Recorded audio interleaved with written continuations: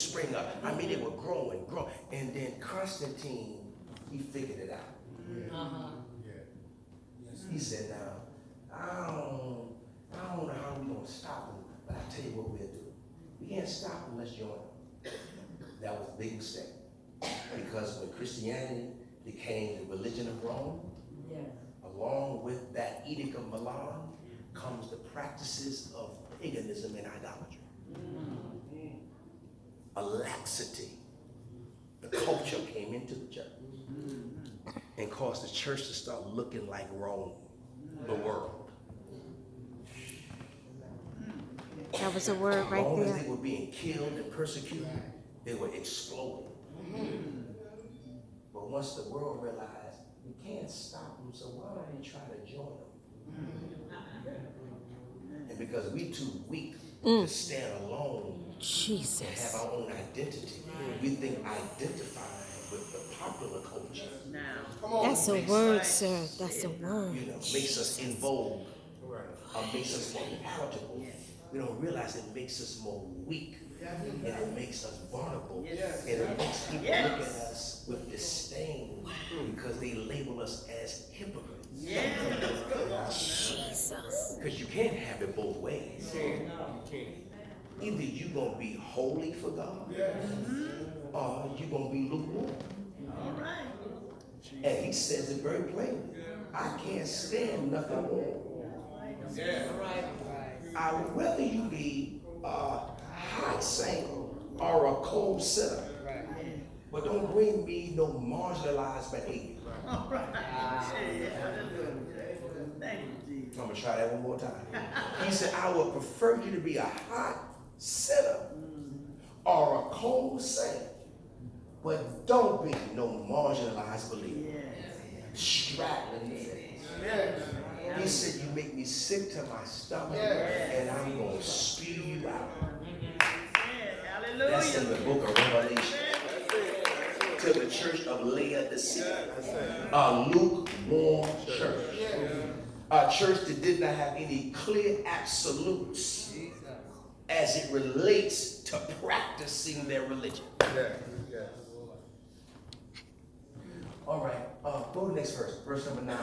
I exhausted verse 8. Knowing this, that the law is not made for a righteous person, but for the lawless and insubordinate, for the ungodly and for sinners. Now, I hope y'all see that there are some classes there. The law is not made for righteous person, 1, but for lawless, 2, insubordinate, 3, ungodly, 4, and for sinners, 5. Wait, for unholy, 6, and profane, 7. Wait, murderers, 8, fathers and murderers of mothers, 9, and for manslayers. And if I look at verse number 10, it may be some more in 10. Go to verse 10. Maybe. Oh God, I told you. Fornicators, sodomites, kidnappers, liars, perjurers, and if there is any other thing that is contrary, to sound doctrine.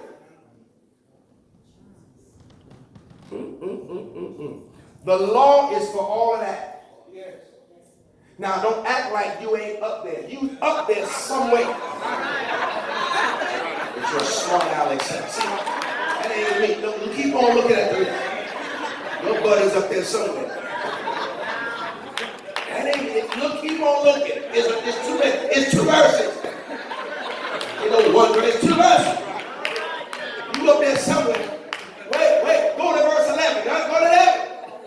According to the glorious gospel of the blessed God which committed to my trust sound doctrine, according to the glorious gospel of the blessed God which was committed to my trust. This is not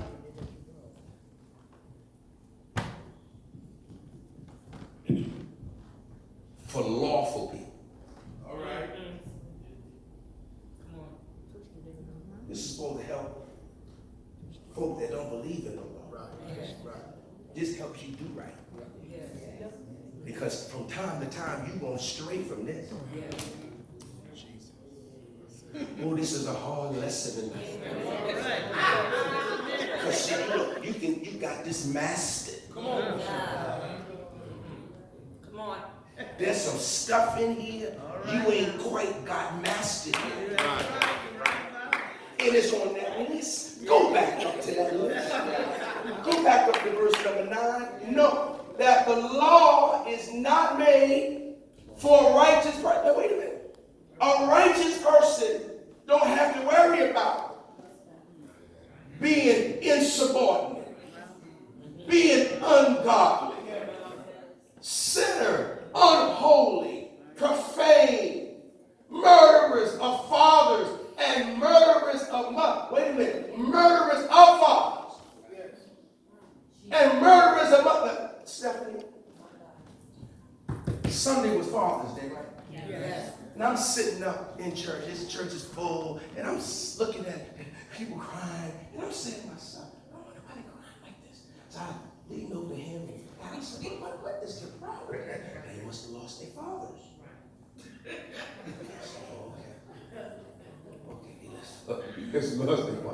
Okay. So I get up, Sister Lambert. I said, let me just say this. Let me just say this. You know what I said? Let me just say this. They all, oh, here we come. It's a joke in my church. When I get up and say, let me just say this. They know, oh, here he's going. It's a rebuke of something. I said, let me just say this. If you had a good father, go ahead. Today may not be a day. You need to mourn. That's right. That's right. Because the Bible says clearly, mourn when they are born. All right. And celebrate when they die. That's what my Bible tells me. But I understand. I got it. You're in the flesh today. I got it. I said, so let me come down another angle. Y'all that didn't have no fathers. I said, can I give you something to just think about? Yes, Pastor. Think about this. God loved you enough to have a man be used as a conduit and a vehicle to get you in the earth to fulfill your God-given assignment. If your daddy ain't never done nothing else for you, he got you here so God can use you.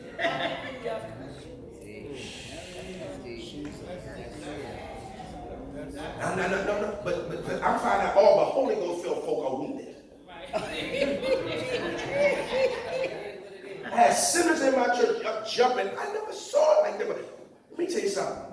If you have the Holy Spirit, the Bible said if you have hope only in this life, you are men most miserable. Yeah, that's right. All right. If anything ever happened to my parents, I'ma lay inside. I'ma climb over in it and lay on it. But my consolation is going to be, I got to see them again. Now that's it. That's the thing. See him again. Oh, all this preaching you gave me, I got to see you again. Hallelujah. So I'm going to live to see you again. Hallelujah.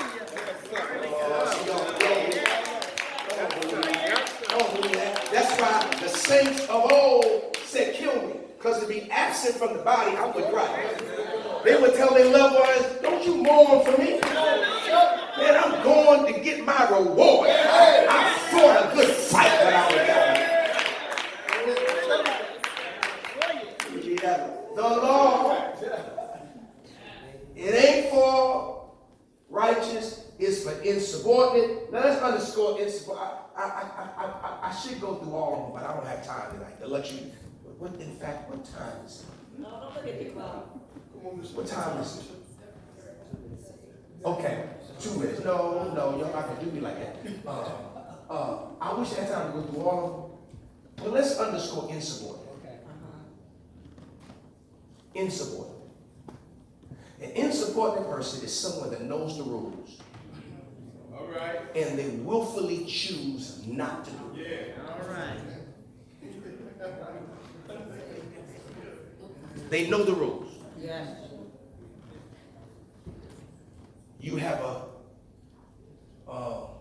what's it called?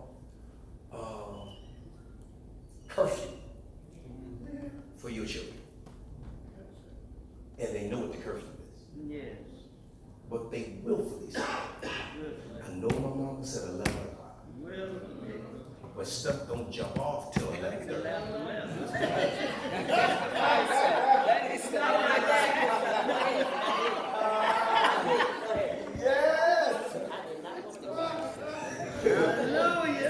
When I was in high school, we had a curfew in my mom's house of 11 o'clock. That was our curfew, 11 o'clock. I used to always break the curfew. yeah. Darren would break the curfew. He would come in time. But we had a garage door. He would get a bucket and put the bucket, the garage would lower it down to the bucket and would roll out and put on his party and go on around. And he would be on time. I would come in always late, until my mama one night, 2 incidences with my mama, 2.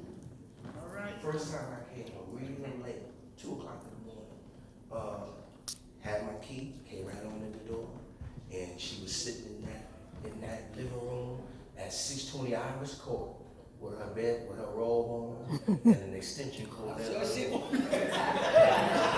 She said, now since you want to act like a runaway slave, take your shirt off. I had to take my shirt off. She said, go to that door. And I went to the door. I had to put my hands up on the door. Oh, wow. Because you like to run out and just come on back. So I'm going to show you how it was.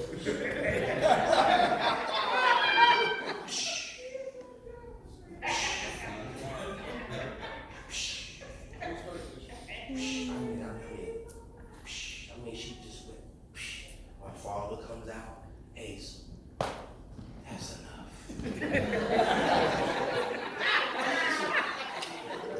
That's enough. Junior, go to bed. Go to bed, this is my bed. Ace, please. First time. Second time, I just always do it. This night, it was one of the coldest winters we've ever had. And my parents used to park, it was a church van, but my dad used it as a cargo van. They called it a seaside, to haul stuff. There was a dark blue cargo van. It's etched in my mind now. I came home 2, 3 o'clock in the morning again. Cold outside. The door was locked. The screen door. They never left the screen door locked because you get in the door. They locked the screen door. I had to ring the door.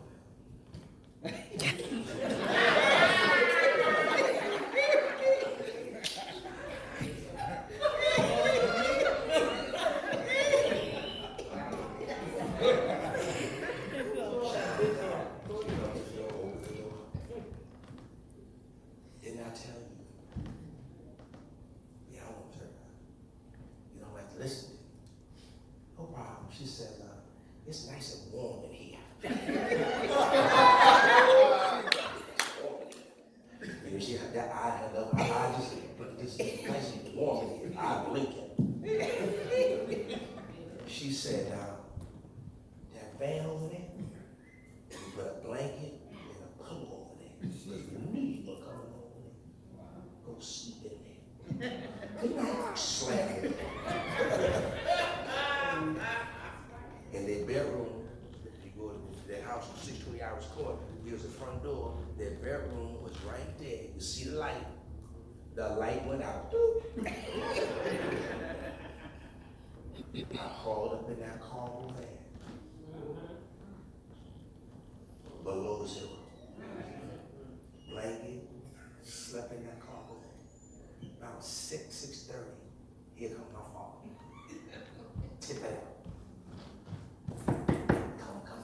brother asleep. Come on in.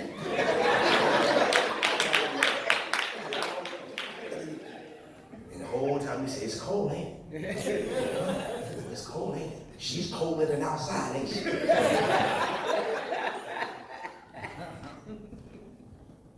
When you break the law, insubordinate, and you got to deal with the elements that come along with it. Because see, when you insubordinate, you knew what you were supposed to do, and you didn't do it. That's right. Lord have mercy. That's right. It's like when God delivers you from a disease, and you keep on playing with your life, led nasty people. You had a disease and you got healed, but you keep laying around with nasty folk. This is what God does. You get the disease again. This time you ain't gonna get healed. You got to be medicated the rest of your life. Because when I tried to tell you that was some nasty stuff, you kept going to that.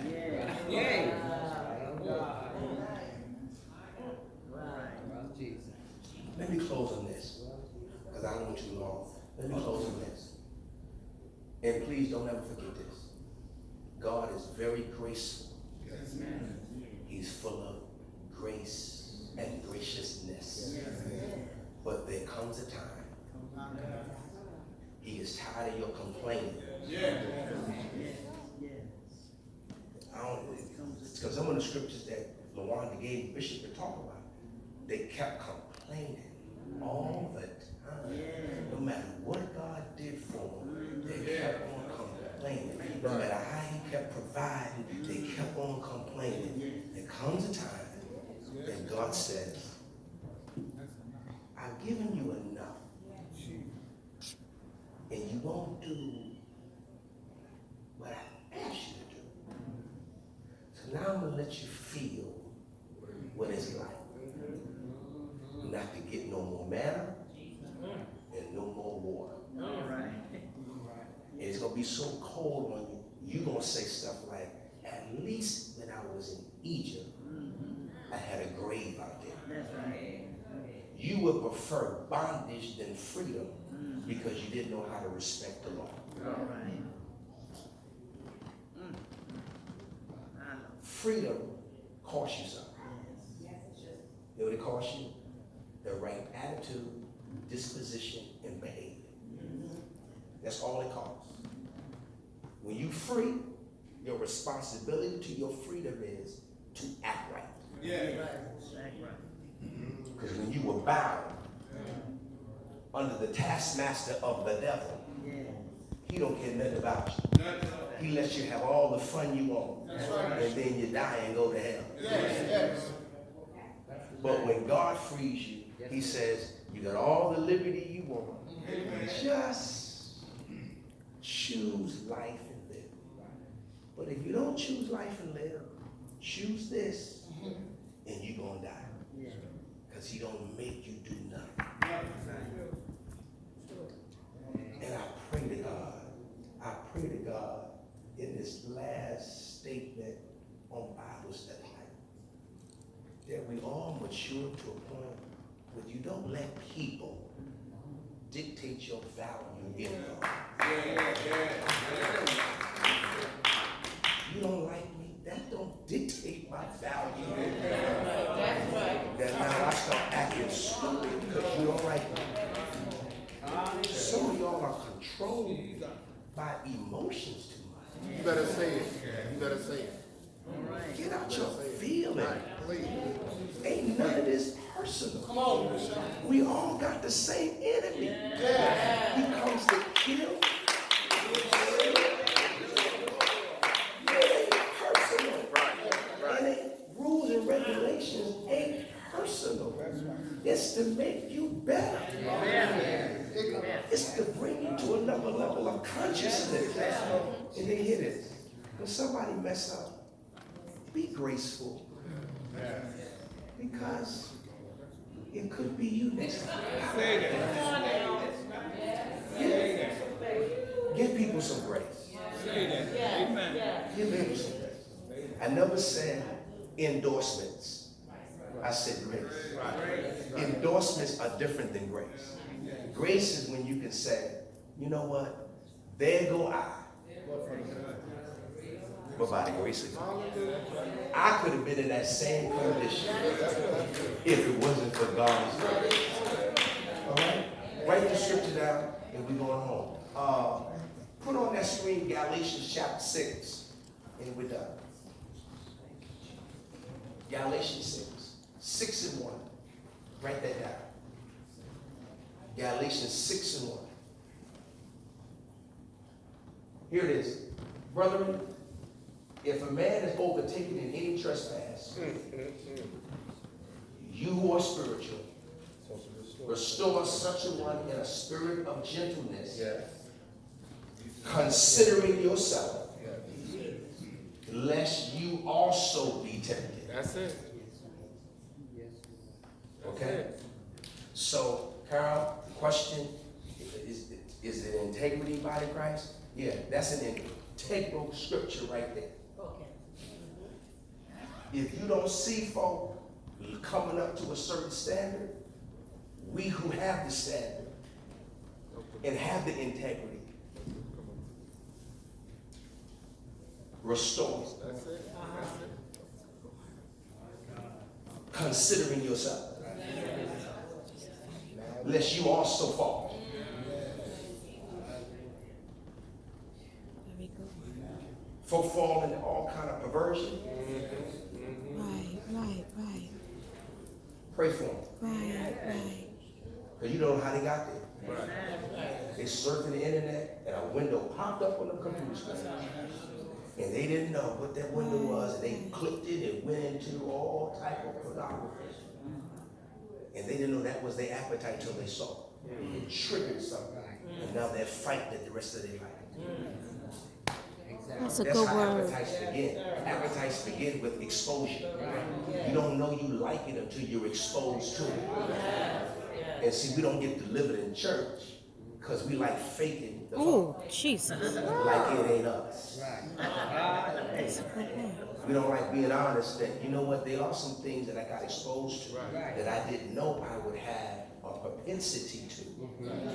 And now it takes all my effort to keep that monkey off my back. Because I can get it though. Good teaching. Just like alcohol. You didn't know you would like alcohol. Somebody said test it. You tested it. Now you have acquired a taste for it.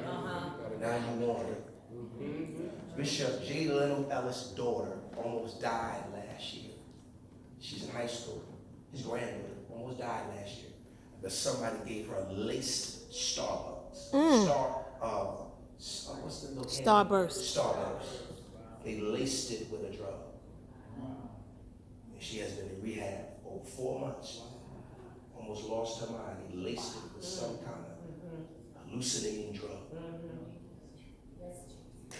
You don't know what you'll be exposed to. You don't know who you go out with that expose you to stuff. You ride in their car and they expose you to stuff that you didn't know it would take the rest of your life to overcome. Don't take this for granted. Right. Trust me. All right. Addiction is real. It is real. You ain't been there, don't talk about us that have. Addiction. And it's more than GGGGG. All right. You need the blood of Jesus. Hallelujah. As soon as the devil come and frustrate you, you want to go back to that thing that brought you comfort. Oh, God, help me. Anytime you get frustrated in church, you say, what is all this church for anyway? And you want to go and take a drink, get a blunt, get a smoke, have some sex, whatever it may be. Whatever your addiction is, that's what Satan uses. He uses the weakness to make you feel strong. Not knowing that it's compromising your whole life. Am I right, somebody?